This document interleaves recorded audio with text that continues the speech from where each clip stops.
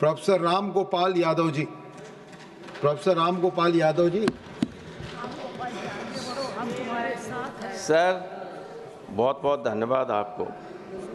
मैं बहुत थोड़े वक्त में ही, मालूम है 3 मिनट का समय है, आप डॉक्टर साहब वैसे भी कम कह बोलते दूंगा हैं। अपनी यात्रा जो है जी। वैसे तो इतने कम समय में 100 मीटर की रेस दौड़ के तब उस तरफ तक पहुंचा जा सकता है।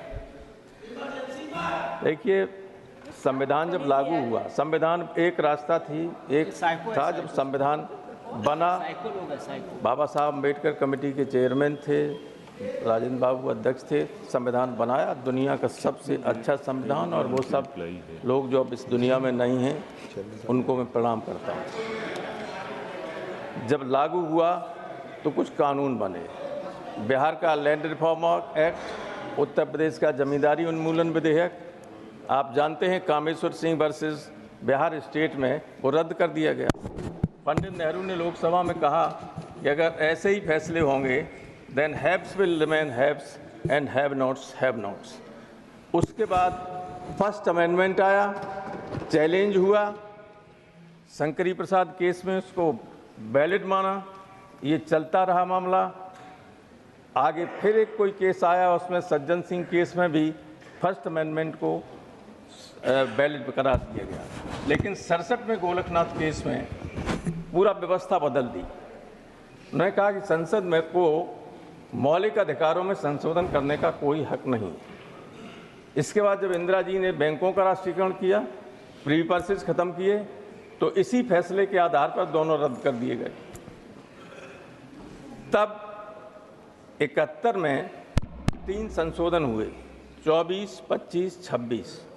24 के जरिए संविधान में संशोधन करने का, मौलिक अधिकारों में संशोधन करने का अधिकार संसद को दिया गया।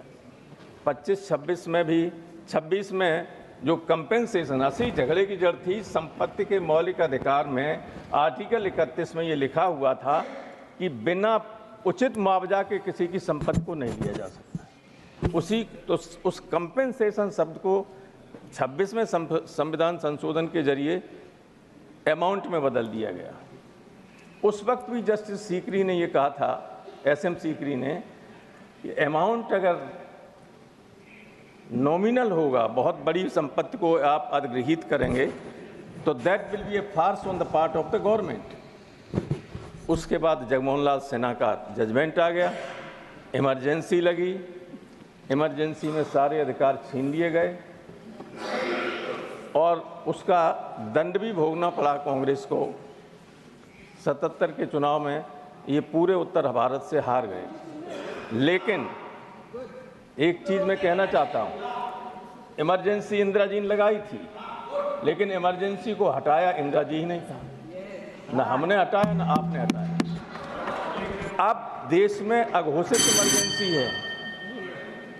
1978 में 44 में संशोधन के जरिए संविधान में जो विकृतियां हुई थी, 42 में संविधान संशोधन के जरिए वो खत्म कर दी हैं। केवल नागरिकों के कर्तव्य और जो हमारी प्रस्तावना है उसमें कुछ संशोधन हुए थे, उनको बरकरार रखा गया। उसमें सोशलिस्ट और सेकुलर शब्द जोड़ा गया था। इंटीग्रिटी, यूनिटी के आगे इंटीग्रिटी और कुछ हुए थे संशोधन। लेकिन कुछ लोग ये कहते हैं कि ये सोशलिस्ट और सेकुलर शब्द कहाँ से घुसेड़ दिए गए चुपके से। इनकी याददाश्त बहुत कमज़ोर है। जनता पार्टी की सरकार थी, उसी ने ये स्वीकार किया, उसमें आपके 2 और देश के 2 सबसे बड़े नेता, बहुत बड़े नेता, सम्मानित नेता, बहुत इम्पोर्टेंट मिनिस्टर थे। माननीय अटल बिहारी वाजपेयी विदेश मंत्री थे और आडवाणी जी सूचना और प्रसारण मंत्री थे। ये सब उसमें शामिल थे जिन्होंने इसको रिटेन किया। तो ये कहना कि चुपके से आ गया, ये सेकुलर आ गया, ये सोशलिस्ट आ गया, ये बेईमानी है, ऐसा बात होनी नहीं चाहिए। 1980 में जस्टिस वाई.बी. चंद्रचूड़ उस वक्त चीफ जस्टिस थे, इन चंद्रचूड़ के पिताजी। एक मामला आया तो उन्होंने कहा कि रविन्द्रनाथ टैगोर की जो आमार सोनार बंगला, उसके आधार पर उसको कोट करते हुए इस देश के 3 संविधान के 3 आर्टिकल 14, 19 और 21 ये गोल्डन ट्रायंगल है। इनमें से एक भी अगर गड़बड़ होता है तो संविधान की प्रस्तावना का कोई लक्ष्य पूरा नहीं हो सकता। अब आप देखिए कि समता का अधिकार क्या है, कानून के समक्ष सब समान है। व्यवहार में कंक्लूड करें। 1 मिनट भी लगेगा मुश्किल। ऑलरेडी 6 मिनट हो गए हैं आपको, 3 मिनट था, 6 मिनट बोल चुके हैं आप।